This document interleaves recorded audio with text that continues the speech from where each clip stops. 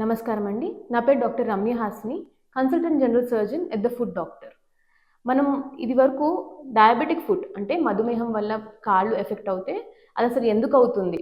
Neuropathy కావచ్చు, రక్తం సరఫరా తక్కువయ్యి వాస్క్యులర్ ప్రాబ్లమ్ కావచ్చు, లేదా ఇమ్యూనిటీ తక్కువ ఇన్ఫెక్షన్స్ కూడా కావచ్చు. అది తెలుసుకున్నాం.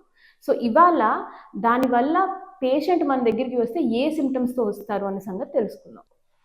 సో పేషెంట్ మన దగ్గరికి వచ్చినప్పుడు కంప్లైంట్స్ ఏముండొచ్చు అంటే వాళ్ళకి అరికాలంతా తిమ్మిర్లుగాను, మంటలుగాను, మొద్దుబారిపోయినట్టుగాను, సూదులు గుచ్చినట్టుగాను నొప్పి కంప్లైంట్ చేయొచ్చు. అలానే వేడిదనం, చల్లదనం సరిగ్గా తెలియక వాళ్ళకి చిన్న చిన్న గాయాలయ్యి అవి కొంచెం పెద్దగా అయ్యి కూడా మన దగ్గరికి రావచ్చు. ప్రెషర్ పాయింట్స్ కూడా వాళ్ళకి వేరీ అవుతాయి. ఎందుకంటే సెన్సేషన్స్ లేకపోవడం వల్ల ప్రెషర్స్ బాగా పెట్టడం వల్ల ఎస్పెషల్లీ వేళ్ళ కిందన ఆనకాయల్లాగా రావడం, కార్న్స్ ఆర్ క్యాలసిస్ అంటాం. లేదా ఆ ఆనకాయలు ఉండి ఉండి ఉండి స్కిన్ బ్రేక్ అయ్యి అల్సర్స్ కింద ఫామ్ అవుతాయి.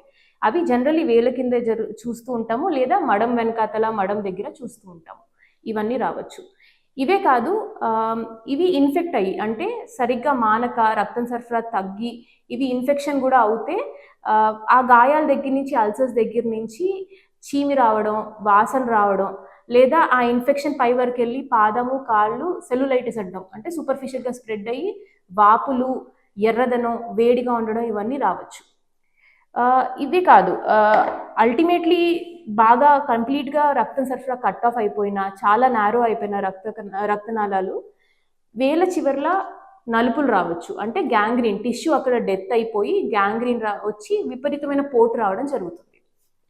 ఇవి జనరల్గా చూసే కేసెస్. ఇవే కాదు, అడ్వాన్స్డ్గా ఇంకా బాగా సివియర్ పెరిఫరల్ న్యూరోపతి వచ్చేసి షార్కోట్స్ ఫుట్ అంటాం, అది రావచ్చు. అంటే బోన్స్ బాగా వీక్ అయిపోయి జాయింట్స్ బాగా రాపిడ్ ఎక్కువయ్యి సడన్ ఆన్సెట్గా వాపు వచ్చేసి వాళ్ళకి పెయిన్ ఏమి ఉండదు, ఎందుకంటే స్పర్శలు ఉండవు.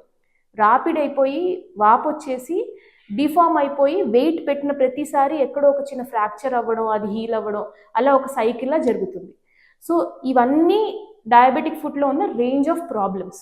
దీన్ని మనం రెండు విధాలుగా అప్రోచ్ అవ్వచ్చు. ఒకటి ప్రివెంటివ్ కేర్, అసలు అంటూ స్టార్టింగ్ స్టేజ్లో ఉన్నా లేదా డయాబెటీస్ వచ్చిన వాళ్ళు ఎటువంటి జాగ్రత్తలు తీసుకోవాలి, అండ్ థెరప్యూటిక్ కేర్, ఆల్రెడీ వచ్చిన ప్రాబ్లమ్స్ని ఎలా ఎదుర్కోవాలి, ఇది తెలుసుకోవాలి.